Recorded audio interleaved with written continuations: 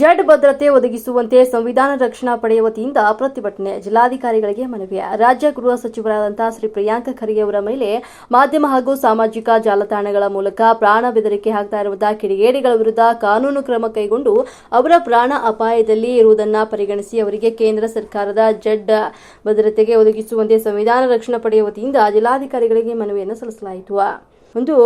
ಬೆಳಗಾನಹಳ್ಳಿ ಮುನಿಯ ವೆಂಕಟಪ್ಪ ಮಾತನಾಡಿ, ವಿಚಾರವನ್ನು ಪ್ರಸ್ತಾಪಿಸಿದ್ದಕ್ಕಾಗಿ ಕುಪಿತಗೊಂಡಂತಹ ಕೆಲವು ಬಿಜೆಪಿಯ ಪಕ್ಷದವರು ಹಾಗೂ ಸಾಮಾಜಿಕ ಜಾಲತಾಣಗಳಲ್ಲಿ ಸಕ್ರಿಯರಾಗಿರುವಂತಹ ಕಿಡಿಗೇಡಿಗಳು ರಾಜ್ಯದ ಗೃಹ ಸಚಿವರನ್ನ ವೈಯಕ್ತಿಕವಾಗಿ ಟಾರ್ಗೆಟ್ ಮಾಡಿ ಅವರನ್ನ ನಿಂದಿಸುವುದು, ಅವಹೇಳನಕಾರಿ ಮಾತನಾಡುವುದು, ಅಪಹಾಸ್ಯ ಮಾಡುವುದು ಹಾಗೂ ಪ್ರಾಣ ಬೆದರಿಕೆ ಹಾಕುವಂತಹ ಕೃತ್ಯಗಳಲ್ಲಿ ತೊಡಗಿದ್ದಾರೆ. ಇಂತಹ ಪ್ರವೃತ್ತಿಯು ಪ್ರಜಾಪ್ರಭುತ್ವದ ಮೌಲ್ಯಗಳಿಗೆ ವಿರುದ್ಧವಾಗಿದ್ದು ಸಮಾಜದಲ್ಲಿ ಅಶಾಂತಿ ಉಂಟು ಮಾಡುವ ಪ್ರಯತ್ನವಾಗಿದೆ ಅಂತ ಹೇಳಿದರು.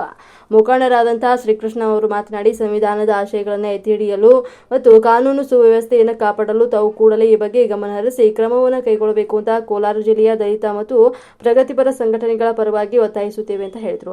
ಈ ಸಂದರ್ಭದಲ್ಲಿ ಹನುಮಂತಪ್ಪ ಮುನಿಯಂಜಿ ಮತ್ತು ಕೃಷ್ಣಪ್ಪ, ಗೋವಿಂದಪ್ಪ, ನಾರಾಯಣ ಸ್ವಾಮಿ, ಮಂಜುನಾಥ್, ಸ್ಪೆಕ್ಸ್ ನಾರಾಯಣ ಸ್ವಾಮಿ ಮತ್ತು ಹರೀಶ್, ಸಿಎಂ ಶಂಕರ್ ಸೇರಿದಂತೆ ಇತರರು ಹಾಜರಿದ್ದರು.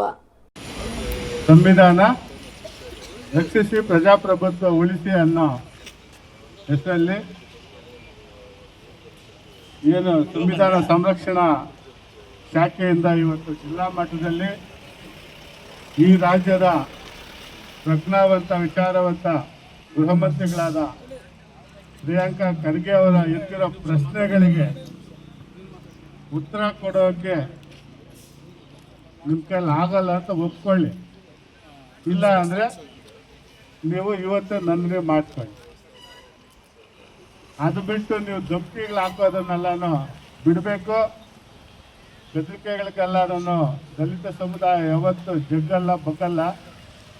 ಬಾಬಾ ಸಾಹೇಬ್ ಅಂಬೇಡ್ಕರ್ ಅವರು ಎಲ್ಲ ಒಂದು ಕಡೆ ಹೇಳಿದ್ದಾರೆ, ಬೇಟೆಗಾರನ ಇತಿಹಾಸವನ್ನ ಬೇಟೆಗಾರನೇ ಬರ್ಕೋಬೇಕಂತ. ಈಗ ಪ್ರಿಯಾಂಕ ಖರ್ಗೆ ಅವರು ಬೇಟೆನ ಸ್ಟಾರ್ಟ್ ಮಾಡಿದ್ದಾರೆ, ಇತಿಹಾಸ ಬರೀತಾರೆ. ನೀವು ಸಂವಿಧಾನ ಅಡಿಯಲ್ಲಿ ನಿಮ್ಮ ಸಂಸ್ಥೆನ ನೋಂದಣಿ ಮಾಡಿಕೊಳ್ಳಿಲ್ಲ ಅಂದರೆ ಈ ದೇಶದಲ್ಲಿ ನೀವು ಯಾವುದೇ ಹಕ್ಕುಗಳನ್ನು ಕೇಳೋಕ್ಕೆ ನಿಮಗೆ ಅರ್ಹತೆ ಇಲ್ಲ.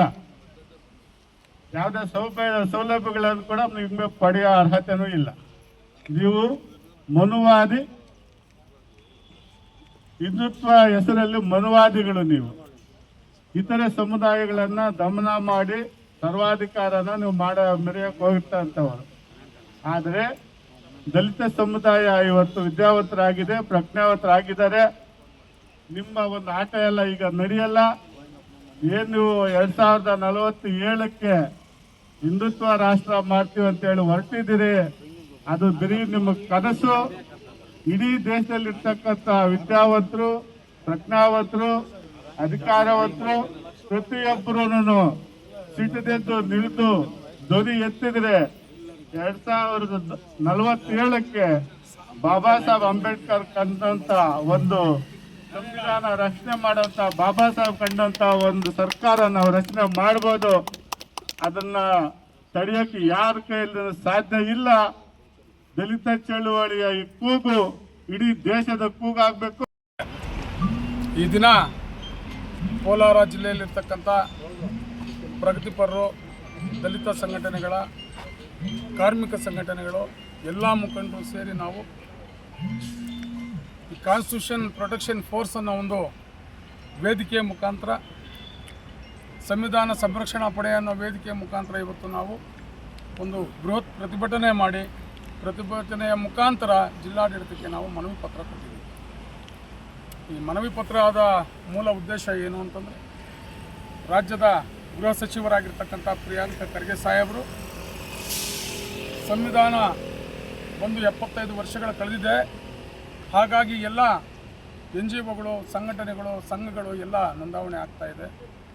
ಹಾಗಾಗಿ RSS ರಾಷ್ಟ್ರೀಯ ಸ್ವಯಂ ಸೇವಕ ಸಂಘ ನೋಂದಾವಣೆ ಆಗಿದ್ದರೆ ಅದಕ್ಕೆ ಸಂಬಂಧಪಟ್ಟಿರ್ತಕ್ಕಂಥ ದಾಖಲಾತಿ ಕೊಡಿ ಅಂತೇಳ್ಬಿಟ್ಟು 12 ಅಂಶಗಳನ್ನು ಒಳಗೊಂಡ ಒಂದು ಪತ್ರವನ್ನು ರಾಷ್ಟ್ರೀಯ ಸ್ವಯಂ ಸೇವಕ ಸಂಘದ ಸರಸಂಚಾಲಕರಾದ ಮೋಹನ್ ಭಾಗವತ್ ಸಾಹೇಬರಿಗೆ ಕೊಟ್ಟಿರ್ತಾರೆ.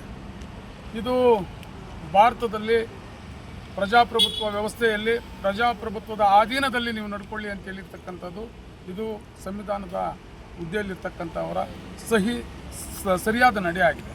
ಆದರೆ ಅವ್ರು ಕೇಳಿರ್ತಕ್ಕಂಥದ್ದೇ ಮಹಾಘೋರ ಅಪರಾಧ ಅನ್ನೋ ರೀತಿಯಲ್ಲಿ ಅವರು RSS ಅವ್ರನ್ನ ಪ್ರಶ್ನೆ ಮಾಡಿದಾಗ ಇಡೀ BJPಗರು ಮಾಧ್ಯಮದ ಮುಖಾಂತರ ಸಾಮಾಜಿಕ ಜಾಲತಾಣದ ಮುಖಾಂತರ ಆತನ ಮೇಲೆ ವಾಗ್ದಾಳಿ ಮಾಡ್ತಾ ಇರ್ತಕ್ಕಂಥದ್ದು ನಾವು ಮಾಧ್ಯಮಗಳಲ್ಲಿ ನಾವು ನೀವು ಎಲ್ಲ ನೋಡ್ತಾ ಇದ್ದೀವಿ.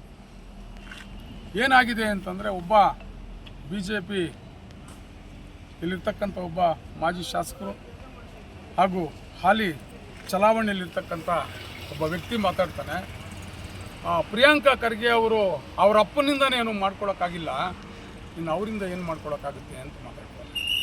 ಪ್ರಿಯಾಂಕಾ ಖರ್ಗೆ ಅವರು ಗೃಹ ಸಚಿವರಾಗಿದ್ದಾರೆ. ಅವ್ರ ತಂದೆಯವರು ಏನು ಅಂತ ಈ ರಾಜ್ಯ ಮತ್ತು ಈ ದೇಶಕ್ಕೆ ಗೊತ್ತು. ಆದರೆ ಅವರ ಅಪ್ಪನ ಬಗ್ಗೆ ಮಾತಾಡ್ತಾರೆ. ಆದರೆ ಎಷ್ಟು ಉಮ್ಮತನ ಪ್ರದರ್ಶನ ಮಾಡ್ತಾರೆ ಇವರು ಅಂತಂದರೆ, ಒಬ್ಬ ಗೃಹ ಸಚಿವರು ಅವ್ರ ತಂದೆ ಬಗ್ಗೆ ಮಾತಾಡಿದಾಗ ನಮ್ಮ ಮನೆಗಳಲ್ಲಿರ್ತಕ್ಕಂಥ ನಮ್ಮ ತಂದೆಗಳ ಬಗ್ಗೆನೂ ಒಂದು ಸ್ವಲ್ಪ ನೋಡ್ಕೊಬೇಕಲ್ವಾ. ಪ್ರಿಯಾಂಕಾ ಖರ್ಗೆ ಅವರ ತಂದೆಯವರ ಒಂದು ಗಾಂಭೀರ್ಯತೆ ಏನು, ಅವ್ರು ನಡ್ಕೊಂಡ್ಬಂದಿರ್ತಕ್ಕಂಥ ರೀತಿ ನೀತಿಗಳೇನು, ಸಮಾಜಕ್ಕೆ ಅದನ್ನ ಕೊಡುಗೆ ಏನು ಅಂತ ನೋಡಿದಾಗ ನಾವು ನಿಮ್ಮಪ್ಪ ಅಂದಾಗ ನಮ್ಮಪ್ಪ ಅಂದ್ರೂ ನೋಡ್ಕೋಬೇಕಲ್ವಾ. ಆದರೆ ಆ ಸೌಜನ್ಯ ಕೂಡ BJP ಪಕ್ಷದಲ್ಲಿ ಕಾಣಿಸ್ತಾ ಇಲ್ಲ. ಮತ್ತೊಬ್ಬ ಮಾತಾಡ್ತಾನೆ, ಮುಗಿಸ್ಬಿಡ್ತಾರೆ RSS ಅವರು ಅಂತ ಮಾತಾಡ್ತಾರೆ. ಅಂದರೆ ಇದು ನೇರವಾಗಿ ಇಂಡೈರೆಕ್ಟ್ಲಿ ಆ್ಯಂಡ್ ಡೈರೆಕ್ಟ್ಲಿ ಕೊಲೆ ಬೆದರಿಕೆಗಳು ಮತ್ತು ಧಮಕಿ ಹಾಕುವಂಥದ್ದು ಮತ್ತು ವೈಯಕ್ತಿಕವಾದ ಟಾರ್ಗೆಟ್ ಮಾಡುವಂಥದ್ದು ಮಾಡ್ತಾ ಇದ್ದಾರೆ. ಹಾಗಾಗಿ ನಾವು ಜಿಲ್ಲಾಡಳಿತದ ಮೂಲಕ ನಾವು ರಾಜ್ಯಕ್ಕೆ ಕೇಳ್ತಾ ಇದ್ದೀವಿ ಏನು ಅಂತಂದರೆ, ಯಾರು ಸಾಮಾಜಿಕ ಜಾಲತಾಣದ ಮೂಲಕ ಹಾಗೂ ಮಾಧ್ಯಮದ ಮೂಲಕ ಬೆದರಿಕೆಗಳಾಗ್ತಾ ಇದ್ದಾರೆ ಅವ್ರಿಗೆಲ್ಲ ಅವ್ರ ಮೇಲೆ ಎಲ್ಲ ಕಾನೂನು ಕ್ರಮ ತಗೊಳ್ಳೋದಕ್ಕೆ ನೀವು ಕ್ರಮ ಕೈಗೊಳ್ಳಬೇಕು. ಇಲ್ಲ ನಿಮ್ಮಲ್ಲಿ ಕಾನೂನು ಕ್ರಮ ತಗೊಳ್ಳೋದಕ್ಕೆ ಅನುವು ಆಗಲಿಲ್ಲ ಅಂತಂದರೆ ಇದಕ್ಕೆ ಅಂತ ರಾಜ್ಯ ಸರ್ಕಾರ ಒಂದು ಕಾನೂನು ರೂಪಿಸಿ ಸಮಾಜದಲ್ಲಿ ಅಶಾಂತಿ ಉಂಟು ಮಾಡ್ತಾ ಇರ್ತಕ್ಕಂಥ ಎಲ್ಲರ ಮೇಲೆ ಕಾನೂನು ಅನ್ನೋದು ಜೀವಂತವಾಗಿದೆ ಅಂತ ತೋರಿಸ್ಬಿಟ್ಟು ಇವನು ಒದ್ದು ಜೈಲೊಳಗೆ ಹಾಕುವಂಥ ಕೆಲಸ ಮಾಡಬೇಕು ಅಂತ ಹೇಳ್ಬಿಟ್ಟು ನಾವೆಲ್ಲ ಇಲ್ಲಿ ಬಂದಿದ್ದೀವಿ. ಜೊತೆಯಲ್ಲೇ ಅವ್ರ ಮೇಲೆ ಲೈಫ್ ಥ್ರೆಟಿಂಗ್ ಏನು ಪ್ರಾಣ ಬೆದರಿಕೆಗಳಾಗ್ತಾ ಇರ್ತಕ್ಕಂಥದ್ದು ನಾವು ನೋಡ್ತಾ ಇದ್ದೀವಿ. ಹಾಗಾಗಿ ಈ ಕೂಡಲೇ ಕೇಂದ್ರ ಸರ್ಕಾರ ಅವ್ರಿಗೆ ಅವ್ರ ಹೆಚ್ಚುವರಿ ಭದ್ರತೆ ಆಗಿರ್ತಕ್ಕಂಥ Z+ ಭದ್ರತೆ ಕಲ್ಪಿಸಬೇಕು ಅಂತ ಹೇಳಿಬಿಟ್ಟು ನಾವು ಜಿಲ್ಲಾಡಳಿತದ ಮುಖಾಂತರ ಕೇಂದ್ರ ಸರ್ಕಾರನ ಒತ್ತಾಯಿಸೋದಕ್ಕೆ ಬಂದು ನಾವು ಜಿಲ್ಲಾಡಳಿತಕ್ಕೆ ಮನವಿ ಕೊಟ್ಟಿದ್ದೇವೆ. ಇದು ಪ್ರಾರಂಭಿಕ ಮಾತ್ರ. ಇನ್ನು ಮುಂದೆ ಇದೇ ರೀತಿ ರಿಪೀಟ್ ಆಗಿದೆ ಅಂತಂದರೆ ನಾವೆಲ್ಲ ಈ ರಾಜ್ಯದಲ್ಲಿರ್ತಕ್ಕಂಥ ಎಲ್ಲ ದಲಿತರು, ಅಲ್ಪಸಂಖ್ಯಾತರು, ಹಿಂದುಳಿದ ವರ್ಗದವರು ನಾವೆಲ್ಲರೂ ಪ್ರಿಯಾಂಕಾ ಖರ್ಗೆ ಸಾಹೇಬರ ಬೆನ್ನಿಗಿದ್ದೀವಿ, ನಾವೆಲ್ಲ ಬೀದಿಗೆ ಬರಬೇಕಾಗುತ್ತೆ ಅಂತ ಹೇಳ್ಬಿಟ್ಟು ಮಾಧ್ಯಮದ ಮುಖಾಂತರ ನಾವು ಎಚ್ಚರಿಕೆ ಕೊಡ್ತಾ ನಾವು ಇವತ್ತು ಸೌಜನ್ಯವಾಗಿ ನಾವು ಈ ಒಂದು ಮನವಿ ಪತ್ರವನ್ನು ಕೊಟ್ಟಿದ್ದೀವಿ.